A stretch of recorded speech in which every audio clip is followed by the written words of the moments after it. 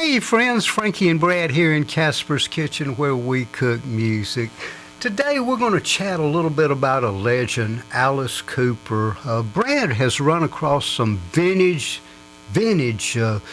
video that was done back in the 70s with his original band, early 70s, and we want to share that with you. And at the end, Brad has some autographed pictures and some album covers and things where over the years he's met Alice several times. And so stick around after the video and we'll see you then.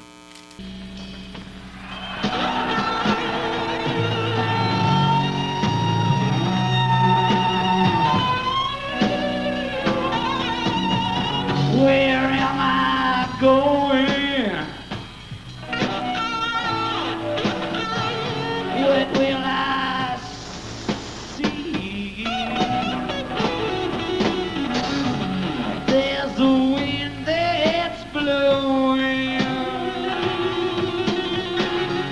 down under me. Yeah. Well, I don't know. But I just cannot tell. But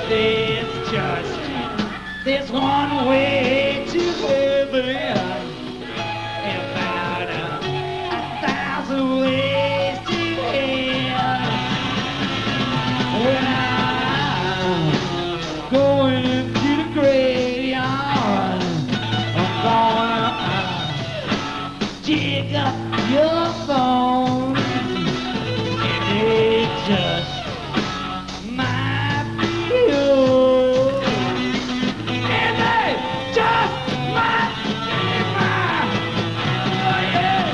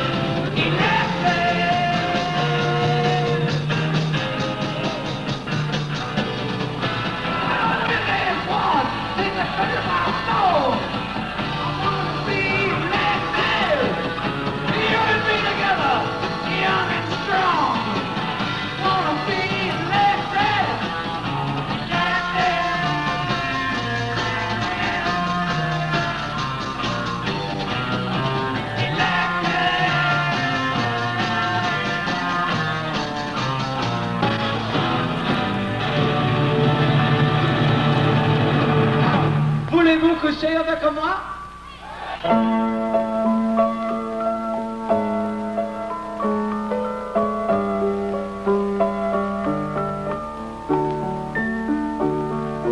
Mommy, where's Daddy? He's been gone for so long. Do you think he'll ever come home?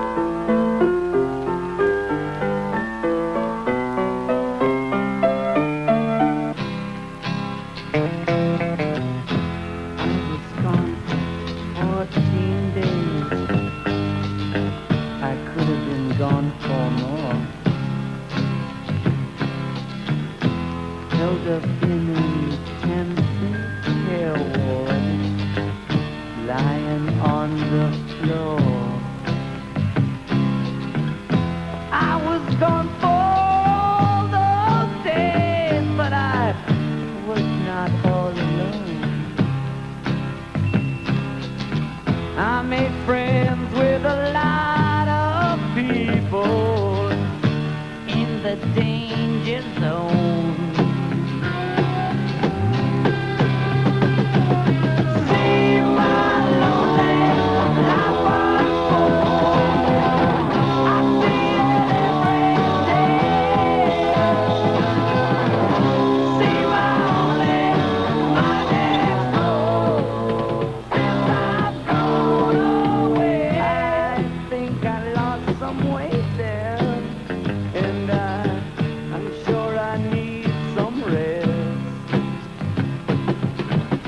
Sleeping don't come very easy in a straight white vest. Should like to see that little children. She's only 4 years old. I'd give her back all of her playthings, even the ones I stole. See my lonely life was born. I see it every day. See my lonely, my next door. When I've gone insane.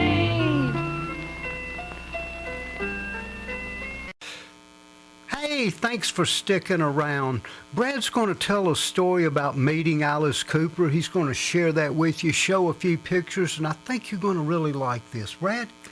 You know, back I saw the original Alice Cooper group 4 different times. Twice the Killer Show, Schooled Out, and $1 Billion Babies. Right. Those are the 4 times I saw him. I saw him not recently with his tour he's on now, but they don't hold a candle to that original lineup. You know, I actually corresponded with Neil Smith, the drummer. I had seen an ad where he did a solo album, and I guess he was trying to sell copies, signed copies of that CD, which I ordered, and I wrote him a note that I had some photos that I'd like to give to him of the original group. In doing so, he wrote me a note saying, "Hey, I married Dennis Dunaway. Dennis Dunaway married my sister, so he and I can sign anything you send." Wow. He signed this photograph of Neil, Dennis, and Alice Cooper, which turned out great. I actually, about 10 years after Alice Cooper had kind of got his own solo act together, he played at the Coliseum here in town.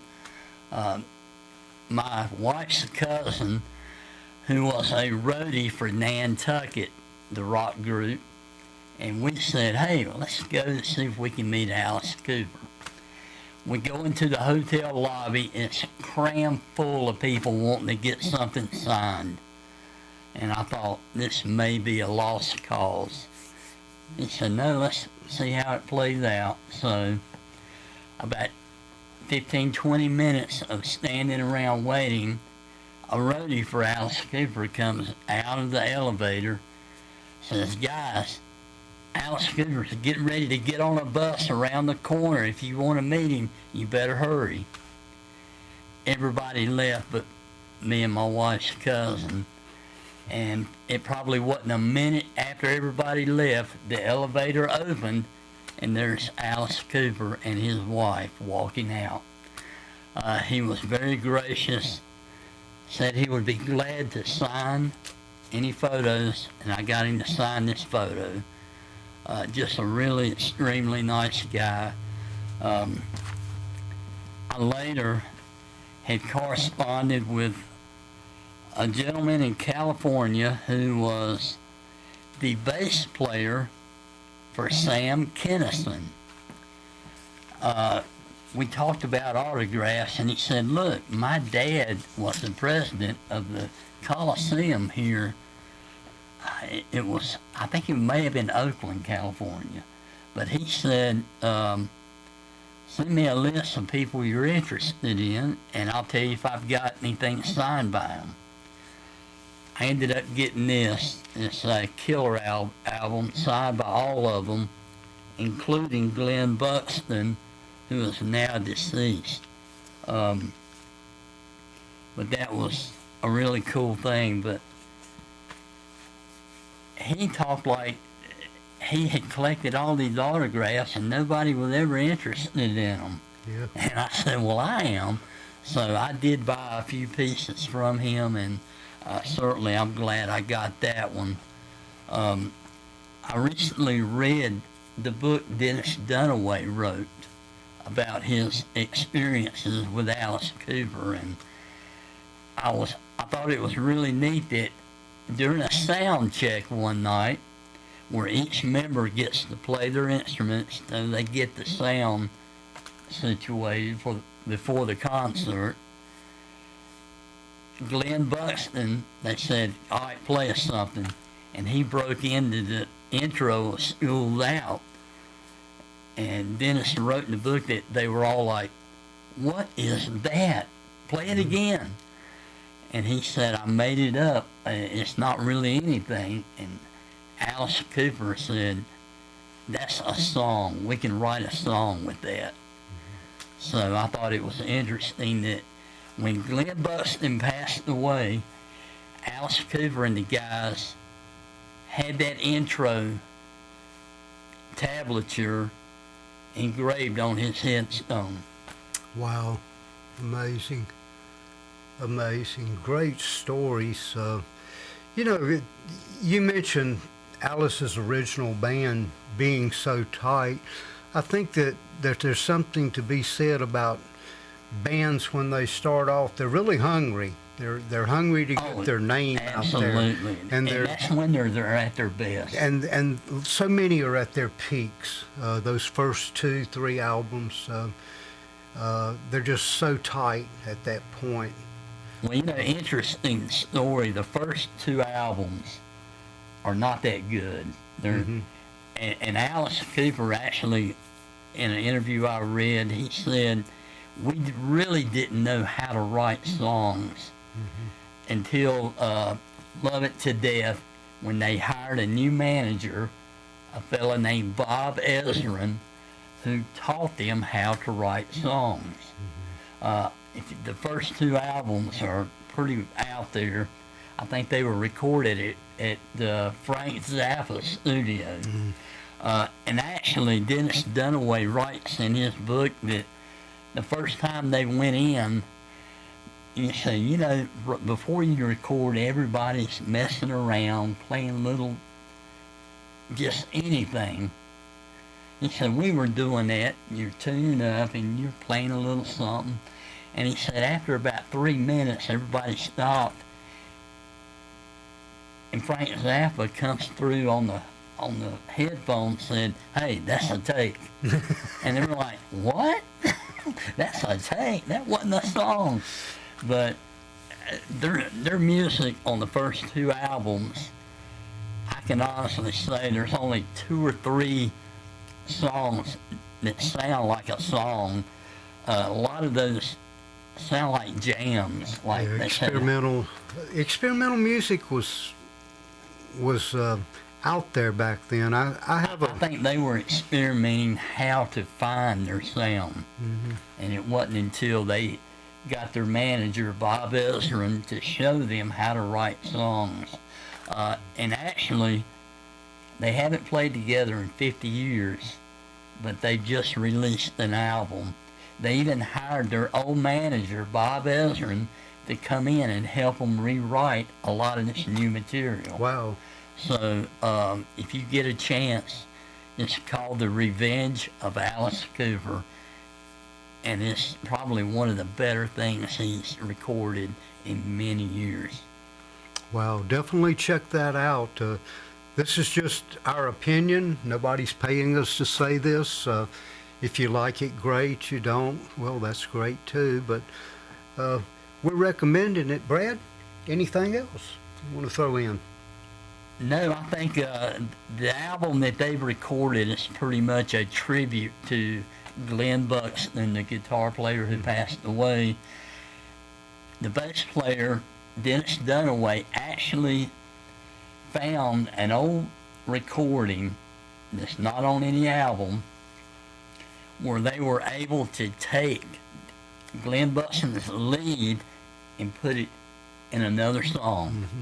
And so he actually, the original guitar player is actually on one song. That's amazing. Technology's come A long way. since our day. Well, listen, friends, thanks for sticking around. As always, give us a couple of thumbs up. Please subscribe to our site and have a wonderful day.